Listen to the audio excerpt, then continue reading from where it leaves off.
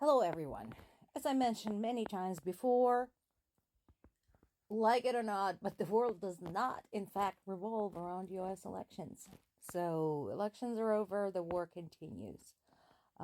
And as I mentioned also, we have multiple areas, multiple regions, segments to this war. So, this is easily the worst one of those. We actually have three family members in that area, two military and one army medic. So, yeah, the east of Ukraine right now is a total clusterfuck. And while, as I mentioned, Ukrainians are making it cost for the Russians, that doesn't change the fact that Ukrainians have a huge number disadvantage. Throughout Russian history, their primary strategy for winning the wars has been through numbers. And that's what Ukrainian military is dealing with right now when fighting in the east. So that's dire. It's very slow progress, but for Russians, it is progress. And one of the issues in that particular region is that despite having been pounded all to hell for now 10 years, there's still a lot of pro-Russian sentiments in that region. And I find this surprising because when people leave finally, when they get tired of, I don't know, having their entire villages and towns destroyed by the Russian troops, they don't go to Russia, they go to Ukraine. And I'm like, I don't understand this. You supported this. You allowed Russian militants into your region. So why are you running to Ukraine when you have nowhere else to go? Go to Russia, it's right there. It's just to the east. Don't get it. But of course, we're still in that whole everything is connected mode. So, this is significant. I'd like to remind to everyone that Elon Musk is a civilian. He's not an elected official. He's not an appointed official. He is not American born. So he is not eligible to run for presidency. Why is there a civilian on a call between a president-elect and the head of another country? Everybody should be asking themselves that question. When it comes to the European affairs, the layout remains the same. So on one hand, we have EU trying to comfort Ukraine and convince them that they will continue providing whatever support they can. And again, understandable, because it's like right there. Europe is not that big. Remember, in US, you can drive for 2.5 hours to visit your family for Thanksgiving dinner. In the EU, you can drive 2.5 hours and end up in another country. So for them, again, the war is much more up close and personal than to the US over here across the ocean. And then, of course, Hungary's Orban continues to undermine that message.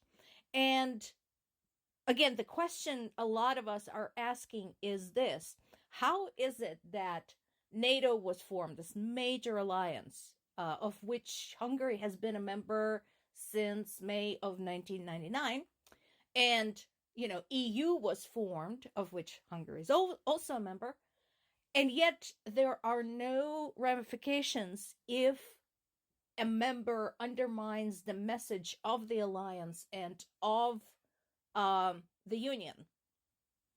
Maybe NATO members and EU members should think about that.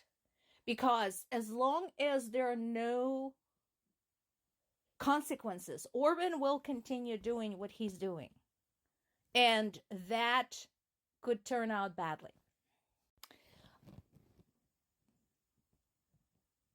Now, we are starting to hear from some of the Pentagon sources that military equipment experts from the United States were allowed to go to Ukraine to help fix the equipment that was provided by the US, which is important. That has been one of the biggest concerns, is like, do we have enough time to learn how to what to do with this stuff, how to fix it, how to build it, how to manufacture spare parts, and so on and so forth, let alone operate it. That's a whole separate thing, but maintenance is a thing, we all know that. So that's a step in the right direction. And of course, we're continuing the conversation about North Korea, but so far nothing concrete. Everybody continues saying, oh, this is bad. We know it. Yeah. And what are you going to do about this? So this is in the Wall Street Journal, and I wanted to capture this because this is important. I'm not a huge fan of Wall Street Journal. I've always considered it the publication for the wealthy, and I'm not one of them. But this is important. So it captures something that we have been talking about in terms of Trump's plan for peace. Look at this very carefully. So, this so-called plan includes Ukraine's postponing their bid to join NATO by 20 years. And that other thing, the freezing of the current front lines and establishment of a demilitarized zone between Russian-held Ukraine and the mainland Ukraine. And their suggestion is that that demilitarized zone should be maintained and staffed by NATO and UN troops. Question, how is that a win for Ukraine? What is the incentive for Ukraine to agree to this plan? We know Russia is not going to observe the borders. We know they're not going to observe any kind of ceasefire. We know they're going to keep pressing on. So, what are the advantages to Ukraine? And a reminder, this is still happening. Remember, we talked about a few days ago that the rate of attacks, specifically by the drones, Shahed drones, had increased tenfold compared to the same time last year. So, we had some that was unleashed against Kyiv, Odessa, other cities. We know that in the central Ukraine, at least 30 people were wounded, 1 was killed. The death toll will probably go up. Remember, we always have destruction as the result of this. So there could be people hurt and dead under the rubble. And this particular piece, this is from one of the Ukrainian sources, talks about what it's like when an attack comes and when they try to bring down the drone. And so imagine this happening on an hourly basis, daily basis, nightly basis. They like to unleash their attacks at night. So it's a psychological trick, obviously, to exhaust the people, because people can't sleep and then they have to go to work.